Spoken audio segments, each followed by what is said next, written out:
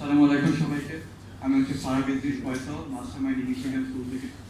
আমার টিমমেটসগুলো যা যা বলেছে তাছাড়া আমি অ্যাড করতে চাই যে ইকোনমিক্স অলিম্পিয়াডে টিম সিলেক্ট হওয়ার পরে আমরা যে যে ফ্যাকাল্টির আন্ডারে ট্রেনিং পেয়েছি, যা যা এক্সপোজার পেয়েছি, এটা নর্মাল স্কুল লাইফে পসিবল না। তাই না মনে হয় যে ইকোনমিক্স অলিম্পিয়াডে পার্টিসিপেট করে সিলেক্ট হওয়া যায়, এক্সপিরিয়েন্সটা অনেক ডাইভার্স, অনেক কিছু শেখা যায়।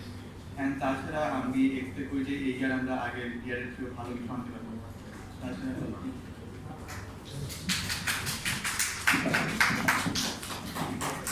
অসংখ্য ধন্যবাদ এবং সবার সাথে আমরাও প্রার্থনা করছি যেন আমাদের প্রতিযোগীরা খুব তাদের দক্ষতা দেখাতে পারে এবং সফল একটা প্রতিযোগিতায় অংশগ্রহণ করতে পারে। আপনাদের কোনো প্রশ্ন যদি থাকে তবে আমরা নিতে পারি, যদি থাকে আর কি।